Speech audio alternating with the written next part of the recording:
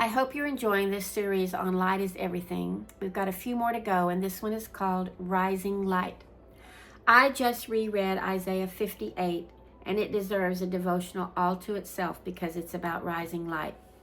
If we consider our own lives, we'd all like to say that our paths and our lives are more illuminated each day when we walk with Christ, wouldn't we?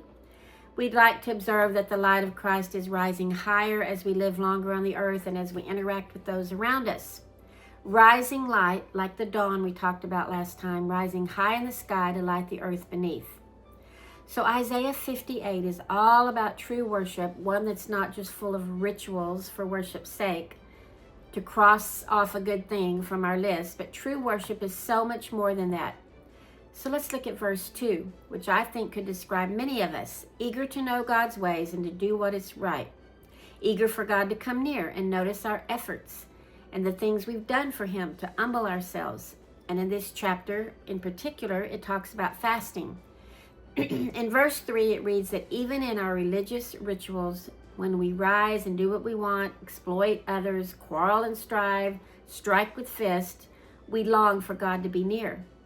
And then he asks, is this what you call a day acceptable to the Lord? And he then describes what a life looks like, one with rising light from day to day. It looks like loosing the chains of injustice, untying the cords of the yoke, and setting the oppressed free, sharing food with the hungry, providing the wandering with shelter, and clothing the naked. And it's then that light breaks forth and our own healing comes. It's then that we can call on the Lord and he'll answer when we cry for his help, and he'll be near. Let's keep going to read more about the rising light.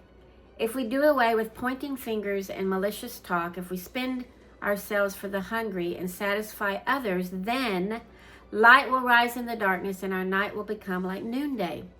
The Lord will guide us, he will satisfy our needs, strengthen our frame, and we'll be like a well-watered garden whose waters never fail. Rising light. Well, sometimes when we travel, we stop to take a nap. Heck, we even do it on the weekends when we're out all day. And searching for that perfect napping spot is quite the feat. If the sun is in front of us or beside us when we park, we can't rest because it's shining full force in the window. So we either have to park under the shade of a tree or with the light shining behind the car. And that noonday light, when it's perfectly overhead, well, that's a sweet spot, but it doesn't last long. It rises from the east to the west throughout the day, reminding us that no matter where we park our car, the rising light moves, and we either move with it or we get scorched or blinded by the light. This chapter is quite sobering when it comes to calling us out in our righteous living. All the things we do that are even good things are of no consequence unless we're kind to our neighbor. Perhaps that's why the two great commandments are to love the Lord with all our hearts and love our neighbors as we love ourselves. We can easily get so caught up in life that it snuffs out the light in us personally. The events of the day, the arguments over who's right and wrong, the atrocities around us, all noticeable and rising. But if we aren't personally noticing those around us and sharing the light with them, we will wonder why God isn't near to us when we search for him. I heard a friend tell about a guy who met another guy the other day and told him the story of Jesus, but the guy wasn't interested, and this was a while back. They had met often, and then they moved apart, and it was years before they saw each other again. And the guy ran up to the first guy and exclaimed, "I finally got the story." The light had risen in this guy's life because the light was shared by the first guy. Another story was of a man and wife that invited their kids' soccer team to hang at their house for a while.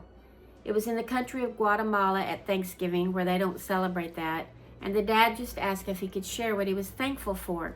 The boys said sure, and when the dad shared, the rising light shone on these kids and they wanted to know more.